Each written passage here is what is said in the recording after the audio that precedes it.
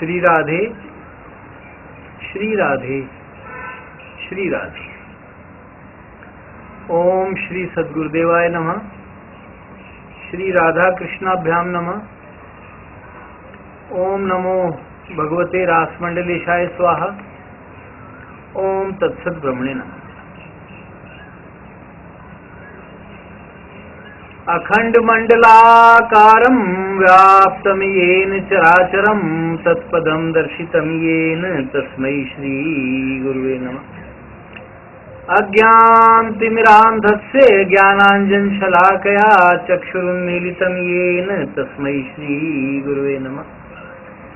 गुरुर्ब्रह्मा गुरुर्विष्णु गुरुर्देवो महेश्वर गुरु साक्षात् परब्रह्म तस्मै श्री गुरुवे नमः। वंशी विभूषित करान्नव नीरदाभात पीतांबरादरुण बिंदु फलादरोष्ठात् पूर्णेन्दु सुंदर मुखादरविंद नेत्रात् कृष्णात् परम किमपि तत्त्वमहं न जाने। वसुदेव सुतं देवं कंस चाणूरमर्दनं देवकी परमानंदं कृष्णं वंदे जगद्गुरुम्। त्वमेव माता च पिता त्वमेव बन्धुश्च सखा त्वमेव सेव्यश्च गुरुस्त्वमेव त्वमेव सर्वं मम देव। मन्मना भव मद्भक्तो मद्याजी मां नमस्कुरु मामे वैश्यसि सत्यन्ते प्रतिजाने प्रियोऽसि मे। सर्वधर्मान् परित्यज्य मामेकं शरणं व्रज अहं त्वा सर्वपापेभ्यो मोक्षयिष्यामि मा शुचः। बहूनां जन्मनामन्ते ज्ञानवान् मां प्रपद्यते वासुदेवः सर्वमिति समात्मा सुदुर्लभ। यो मां पश्यति सर्वत्र सर्वं च मयि पश्यति तस्याहं न प्रणश्यामि स च मे न प्रणश्यति। मत्कर्म कृन् मत्परमो मद्भक्तः संगवर्जितः निर्वैरः सर्वभूतेषु यः समामेति पाण्डव। अनन्यचेता सततं यो मां स्मरति नित्यशः तस्याहं सुलभः पार्थ नित्ययुक्तस्य योगिनः। हरि ओम तत्सत्। हरि ओम तत्सत्। हरि ओम। आज इस व्याख्यान माला का 20वां पुष्प श्री राधा रानी के चरणों में समर्पित है।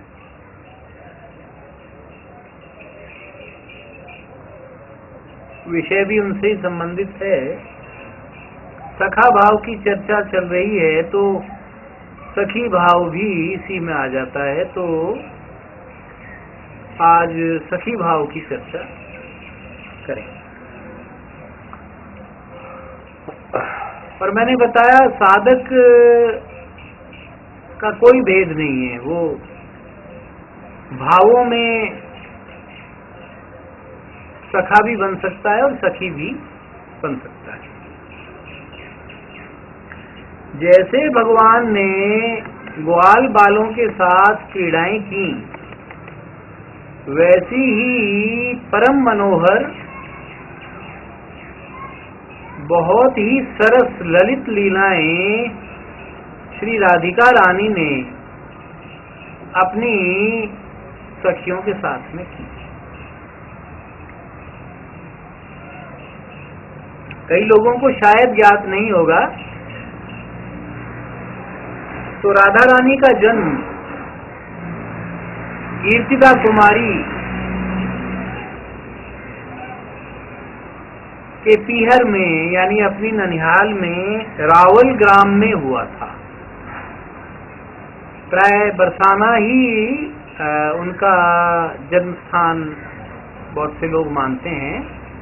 तो जन्म स्थान रावल ग्राम है जो गोकुल के पास में यमुना के निकट है और यमुना की बीच जलधार में कमल पर उत्पन्न हुई थी, क्योंकि वो भगवान की लादिनी शक्ति हैं, साक्षात उनकी अभिन्न शक्ति है, उनके साथ ही रहती हैं और सदा ही प्रेम और आनंद उनको प्रदान करती रहती हैं।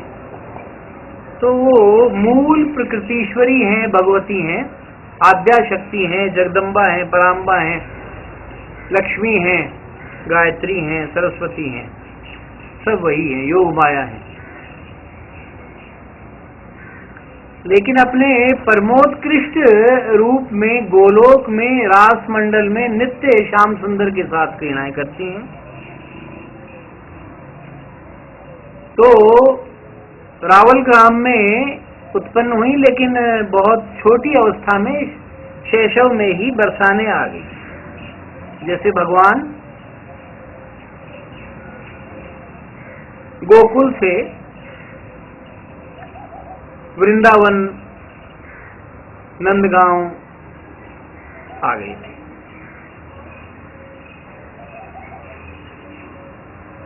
तो वृषभानुपुर को बरसाना कहा जाता है, और वहां वृषभानु महल में अपने गृह मंदिर में वो अपने माता पिता को अपनी बालोचित क्रीड़ाओं से परम आनंदित करती रही। बचपन से ही उनकी सखियां थी, अष्टसखियां आप जानते हैं, ललिता, विशाखा आदि, वो उनके साथ में रहती थी, बाल सखियां थी, और वो भी वैसा ही सारा भाव रहता था, सख्य भाव मैंने बताया था, जैसा कि ग्वाल बालों का भगवान कृष्ण के साथ रहता था। और जैसा भगवान कृष्ण उनको आनंद वितरण करते थे, ऐसे राधिका रानी सखियों को, गोपियों को आनंद वितरण किया करती। छोटी छोटी बच्चियां खेलने निकल जाती थीं, फूल चुनती थीं, सूर्य को अर्घ्य देती थीं,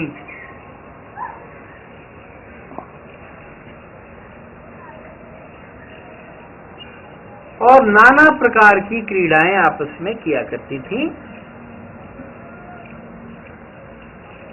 भगवान से सर्वथा अभिन्न होने पर भी अभी भगवान के दर्शन उनको नहीं हुए थे। तो उनकी मनोहर लीलाएं सुनती रहती थी और दर्शन की भारी उत्कंठा थी।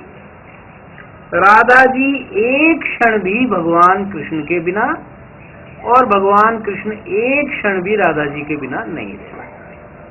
अब ये तो कोई लीला थी।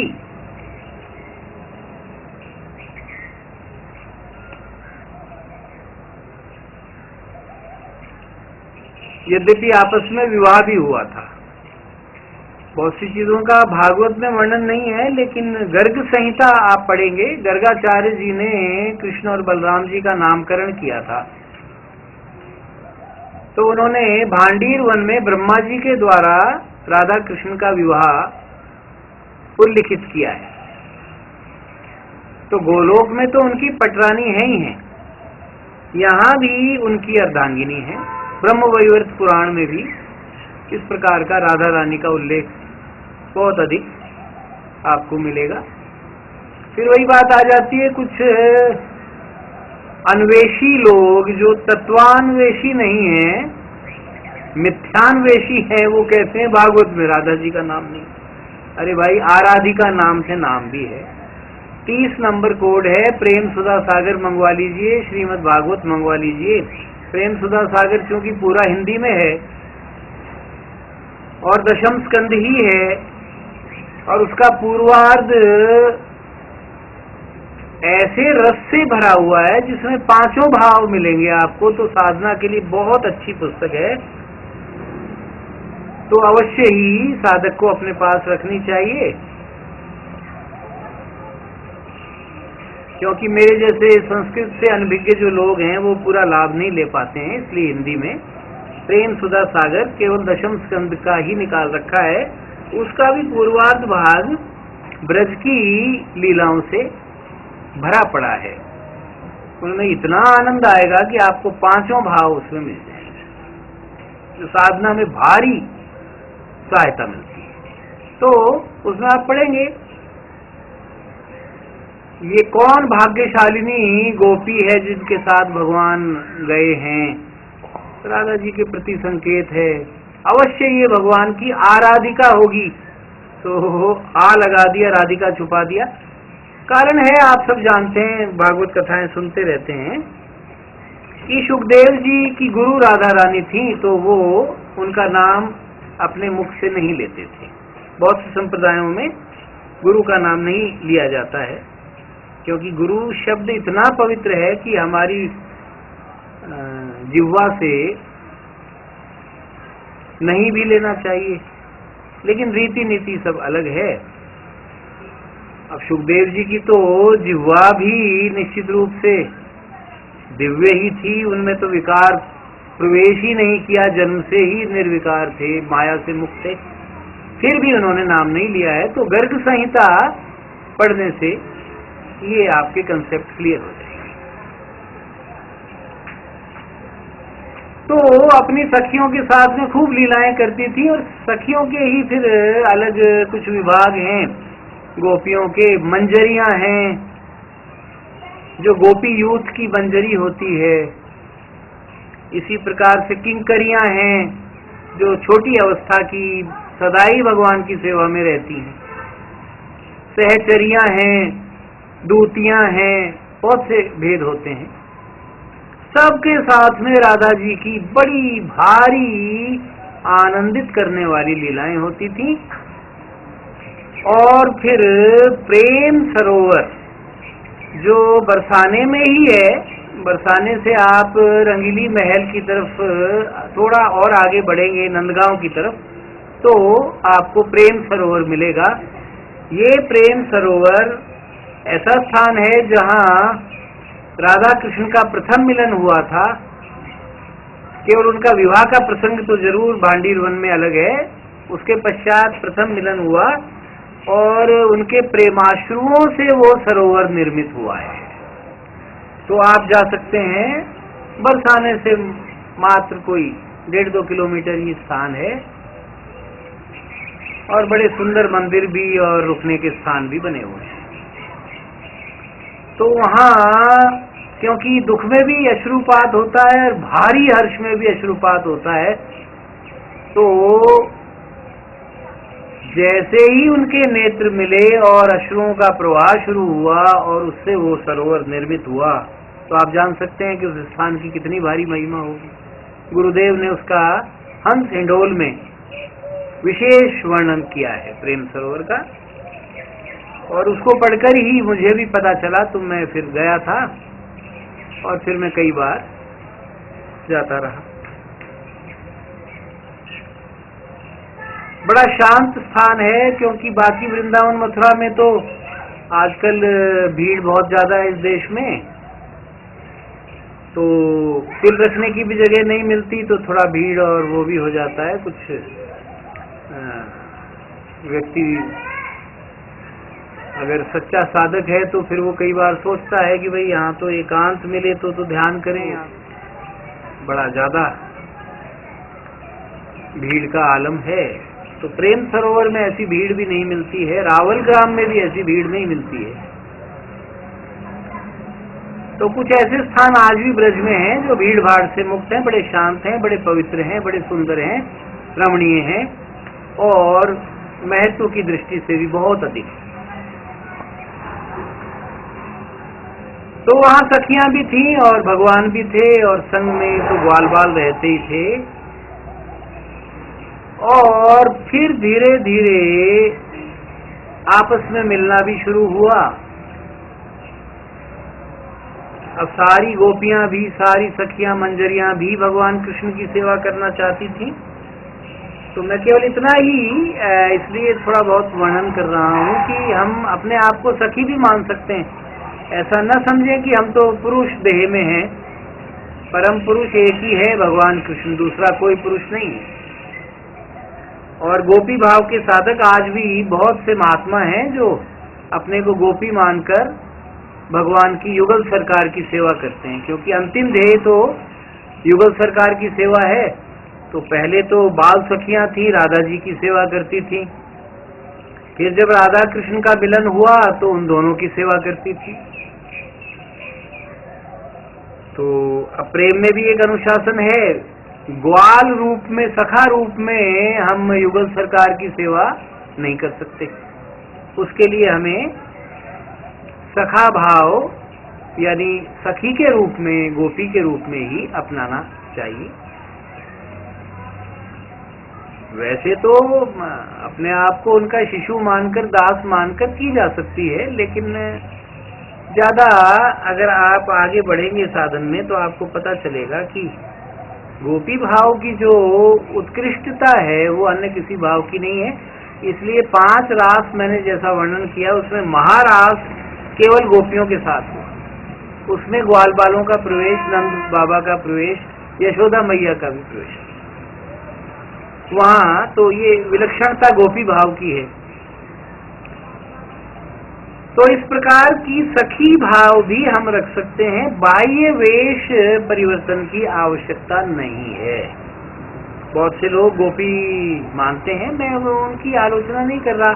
वो पुरुष होकर साड़ी भी बांधते हैं, मांग भी भरते हैं भगवान के नाम की, अथवा अपना श्रृंगार एक स्त्री के समान करते हैं। इसकी ज्यादा आवश्यकता नहीं है। कोई करता है तो चलो, महात्माओं को तो कोटिशय नमन है। वो तो फिर इतने डूब जाते हैं कि पुरुष मानते ही नहीं। तो जब पुरुष ही नहीं मानते, मानते स्त्री हैं, तो स्त्रियोचित श्रृंगार होगा। किंतु जानबूझ करके अगर ये भान हो देह का, तो इस तरह का कार्य मेरी अल्प बुद्धि के अनुसार नहीं करना चाहिए। नहीं तो लोग भी, परिवार के लोग ही आपको पागल कहेंगे, तो वो उसमें फंस जाओगे। फिर उनसे बहस करते रहोगे तो साधना एक तरफ हो जाएगी। इसलिए कह रहा हूँ, बाकी कुछ भी हो सकता है। देखिए, भक्ति का एक ही लक्षण है कि इसका कोई लक्षण नहीं है। भक्त की एक ही परिभाषा है कि इसकी कोई परिभाषा नहीं है।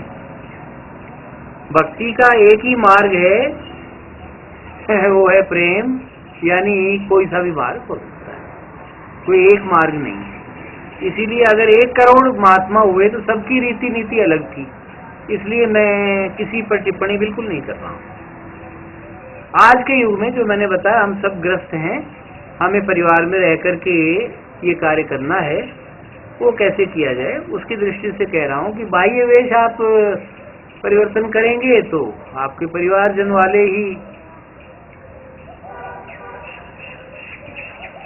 कंफ्यूज्ड हो जाएंगे कि भाई ये क्या बात है, कोई पेज वेज ढीला तो नहीं हो गया इसका, कहीं पागल खाने ले जाएंगे, और कोई कारण। बाकी तो भक्ति में सब छूट है, कुछ भी कर सकता है भक्त, कैसे भी, बस केवल और केवल और केवल भगवान के लिए होना चाहिए। नाटक नहीं हो, नौटंकी नहीं हो, दिखावा नहीं हो, आडंबर किसी के लिए विज्ञापन नहीं हो। तो मन से हो जाइए गोपी, मन से खूब श्रृंगार कीजिए, उत्तम, मन से चोटी गूंथिए, मन से साड़ी पहनिए, मन से भगवान की सेवा कीजिए, कोई कष्ट नहीं है। लेकिन बाह्य लक्षणों को परिवर्तित करने की ज्यादा आवश्यकता कम से कम मैं नहीं समझता हूं।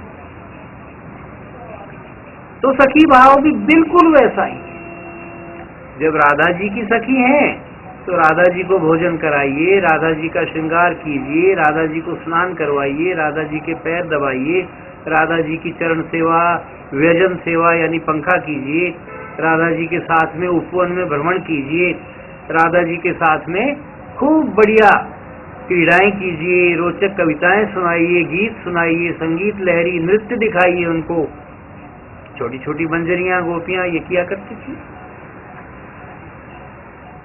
फिर जब युगल सरकार थोड़ा किशोर रूप हो जाए, नित्य किशोर हैं भगवान और नित्य किशोरी राधा जी हैं, तो फिर लीलाएं थोड़ी बदल जाती हैं। फिर उन दोनों की सेवा करनी है और राधा जी के कहने से, उनकी आज्ञा से केवल कृष्ण की भी करनी है। तो ये सब भी सखा भाव में ही आता है। ये पृथक से सखी तो मैंने बताया, चलो एक परिचय की दृष्टि से कि भाई राधा जी की सेवा तो निश्चित रूप से सखियां ही करेंगी, वो सखा ग्वाल बाल तो कैसे करेंगे, इतनी अंतरंग सेवा तो नहीं कर सकते, और ज्यादा अंतरंग सेवा भी निकुंज इत्यादि कुंज की वो भी सखियां ही कर सकती हैं। तो इसलिए सखी भाव मैं मानता हूं कि सखा से भी एक एडवांस स्टेज है, बड़ी सीढ़ी है। तो इसमें आप स्त्री हैं तो आपको बहुत ही ज्यादा सुविधा हो जाएगी, आपको बाह्य वेश परिवर्तित ही नहीं करना है। बस इतना ही है कि संसार की सेवा की जगह भगवान की मानसी सेवा। संसार की तो शरीर से चलेगी, छोड़ना कुछ भी नहीं है, मोड़ना ही है। कर्म से विमुख नहीं होना है, कर्म होगा। आलस्य भक्ति नहीं है। कई लोग ये मान लेते हैं कि आलस्य में पड़े रहो, ध्यान लगाते रहो। ध्यान तो लगता नहीं है, निद्रा ज्यादा आ जाती है, प्रमाद हो जाता है, तो आलस्य भक्ति नहीं। तो ये सारी चीजें हम सखी भाव के अंतर्गत लेते हैं और बहुत ही मधुर लीलाएं, लेकिन साक्षात उनका अनुभव करना है कि बिल्कुल पास में बैठी हुई हैं राधा रानी और आदेश कर रही हैं कि फूल चुन लाओ, तो आप जा रहे हैं, चलो ये गेंदे के फूल लाते हैं, गुलाब के लाते हैं, कमल के लाते हैं, जूही के, मोगरा के, चमेली के, चंपा के, कनेर के और तुलसी के पुष्प। बड़ी बड़ी तुलसियां थी, 6-7 फीट की तुलसी तो मेरी देखी हुई है वृंदावन। और हमारे प्रांत का एक किसान था जिसने 13 फुट ऊंची तुलसी अपने खेत में उगाई थी, राजस्थान की बात। तो उस समय ये कितने बड़े बड़े तुलसी के वृक्ष और उनके कुंज रहे होंगे, आप कल्पना कर सकते हैं। उसी अनुपात में मंजरी भी थी और उनके पुष्प भी बड़े बड़े थे। तो तुलसी की गंध भगवान को, राधा कृष्ण को बहुत ही प्रिय है। तो तुलसी की मंजरी ले आइए, पुष्प ले आइए, तुलसी पत्र का संचय कीजिए, राधा रानी के चरणों में निवेदित कीजिए। राधा रानी के लिए भी माखन, मलाई, मिश्री, रबड़ी, पेड़ा, बहुत अच्छे अच्छे मिष्टान ले आइए। बना भी सकते हैं कि भगवान के लिए, राधिका रानी के लिए हम खीर पूड़ी बनाएंगे, हम पेड़ा बनाएंगे, हम बर्फी बनाएंगे और अन्य अन्य बहुत सुंदर सुंदर सब्जियां, साग, तरकारी, दाल सब बनाएंगे।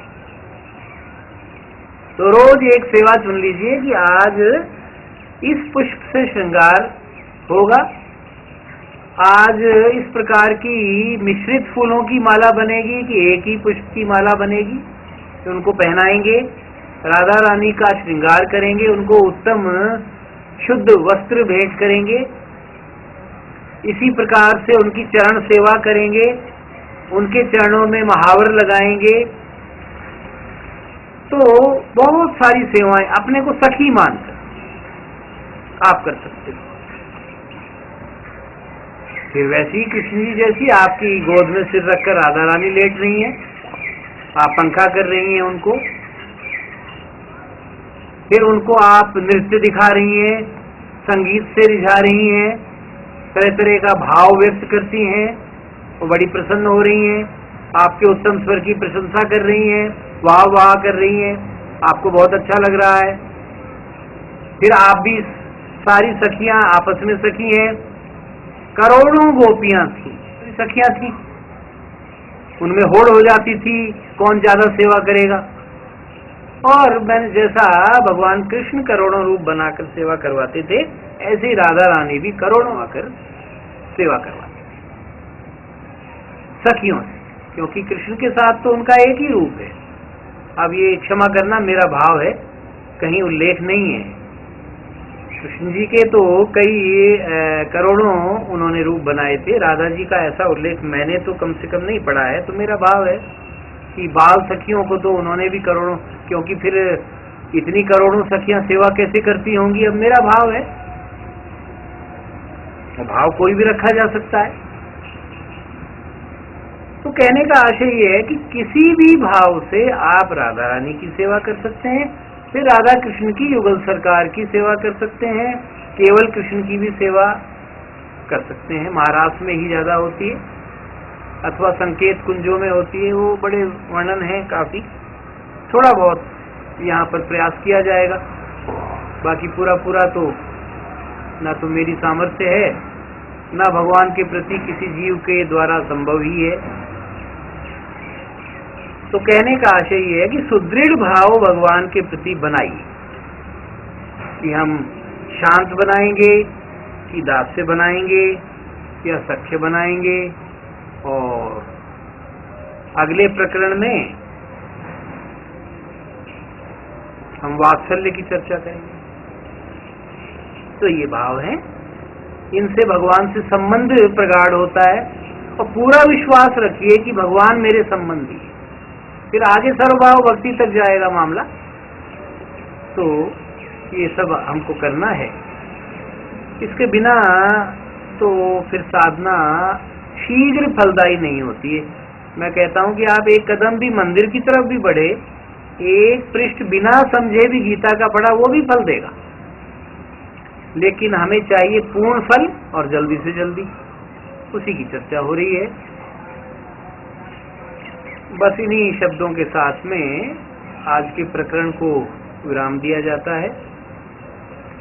ओम सर्वे भवन्तु सुखिनः, सर्वे सन्तु निरामया, सर्वे भद्राणि पश्यन्तु, मां कश्चित् दुःखभाग् भवेत्। ओम शांति शांति शांति। श्री राधे श्री राधे श्री राधे।